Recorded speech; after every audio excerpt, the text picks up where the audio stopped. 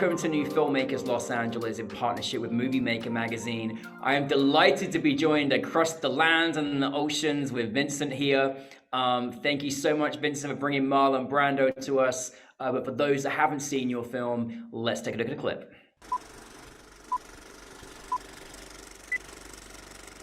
Kom. Ja. Hij is terug. Nee. Oh, alweer? Ja. Wat fuck? Wel. Oké, ben je klaar? Oh nee, hij is ook echt groter geworden dan de vorige keer. Ja. Oké, doe het. Oké, let's go. Ben je het zeker? Ja, doe het. Snel. Ah!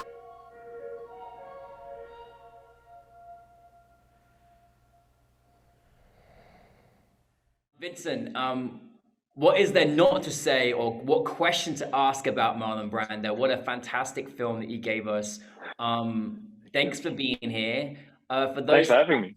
Yeah, no, thank you. For those that haven't seen your film, tell us a brief synopsis.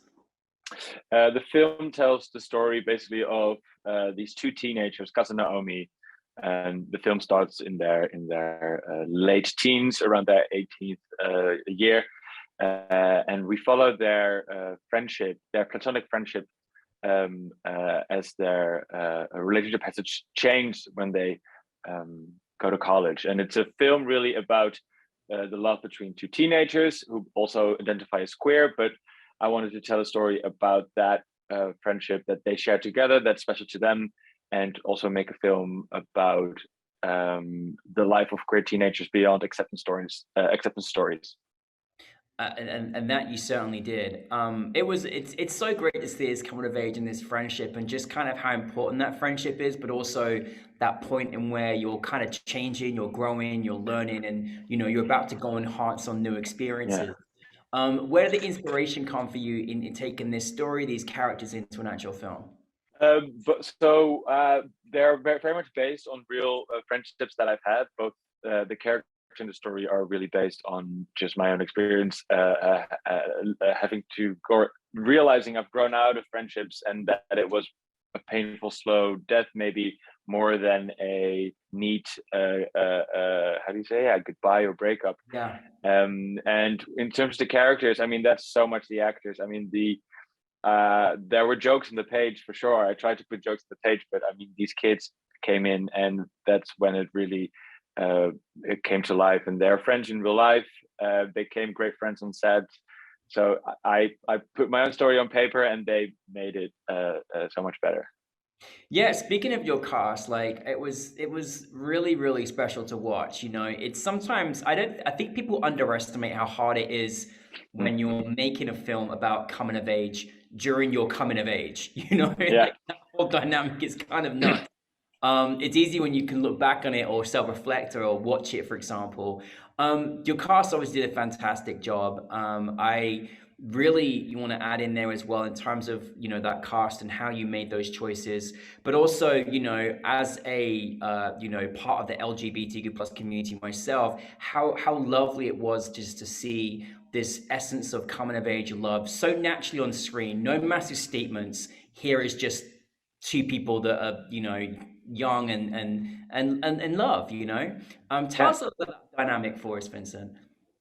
Well, I mean, so as you said, there are no big statements about it, and that was in the beginning was a bit daunting because we didn't know if that would really make any sense. But I thought it was very important for me to just try at least to write it, and then, as you say, by casting, the dynamic really came to fruition because I'm already, I think, of a different generation than these actors are. Where these kids they were already so not impressed with our idea that we're gonna have these queer characters on screen.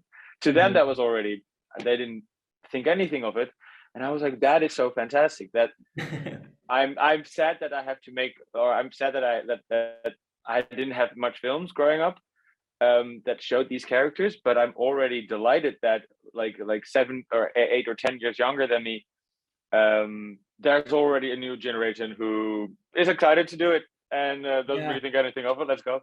And that dynamic that they've had was really their true dynamic. I think they truly had this fun, quirky characters. They were already in their spirit. I don't think there's very gender non-conforming, but I feel like both characters have a bit of quirk and queerness in them that is a bit outside of the most standard gender norm. So all those things really came from them, and I think their openness was the biggest gift that they could give. Absolutely. I mean, I think the openness, you need to have that, especially, you know, when you're making a film in this particular genre, and also just gathering in those thoughts of life's changes. For you as a director, how do you work with your actors in that respect? You know, do you let them play? Are you quite hands-on? What's your experience? This is one of those things where I have the least. I do have an idea how I work with my actors, but it's also one of those things where I know, just to maybe start in a different way, I know directors who have this like almost like a Bible about the way that they direct. They really have this language and this these techniques that they use, and really can talk to actors and get deep into the character. I think I have that Bible more with editing and with story structure. And when it comes to directing actors, I don't really know how I do it. The thing is that I do, or at least I don't have a Bible that's for that. I'm like, oh, this is what I did say then. It's not as thought out. I learned that the more open I go into a set, and be vulnerable and be fun or towards everyone, the more the way that echoes. And of course it's casting. I need to find people in casting that react on my openness in the way that I would like to, and for some people maybe it doesn't work, but I truly just try to not be too much of a director in the sense, also because these are young actors and they have never acted before, so I'm not sitting there at a chair saying, you know, giving them psychological depth through a chair or a microphone. I am there to really sit next to them until there's a silent clapper and I walk out of frame, and we keep talking, and then they start. So it's this creating this openness, and especially fun, because boy, acting should be fun, even if it's a dire scene, or it should be really fun on set. So by also saying a lot, I don't know, you know, they have a lot of questions. I'm like, I don't know, let's try it, and create this atmosphere where there's not really necessarily a performance, but there's a lot of trying out. And so far I've been really lucky to have both really talented people, and I think my sort of idea of creating this openness also work out in favor of the film. So what was kind of maybe some of the tougher challenges that you had in making the film, like in terms of production or maybe post or pre? Was there any kind of things that you kind of faced? I mean, it was definitely a big film with lots of different scenes. Like, what was there anything you had to face making it? Well, I mean, of course, production. I mean, but that's also, I think, the fun part. We didn't have all the locations already set while we were shooting it in a few days, and there are 20 locations and there are 40 different scenes. So that is, just in production-wise, a very hectic thing. But I think one of the bigger challenges was, editing, because there's so much.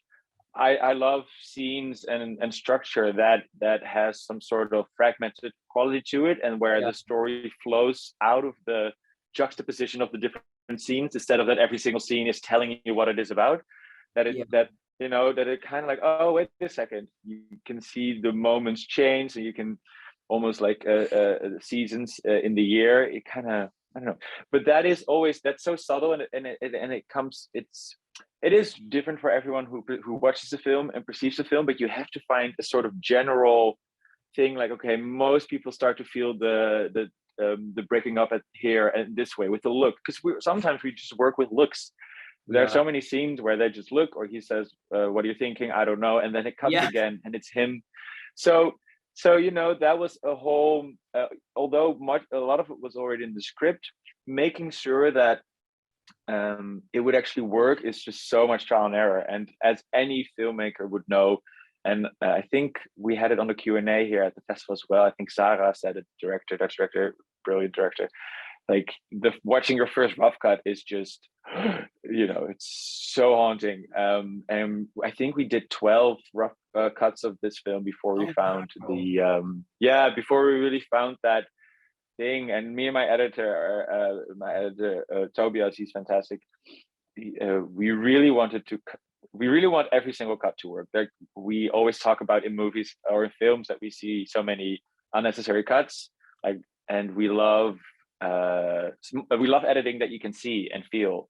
Of course, sometimes it's beautiful when it's invisible, but I also love it when it's visible or it's very tight. And it not was a single well cut edited, too much. it really was well edited, and I love how you flip this into feelings and moments and changes and looks and I mean, one of my favorite moments of your film is just that, when he's looking at her at the end and just captivated in that moment, and I'm like, wow, there is the arc of that journey of that character, and it's powerful, and it was just.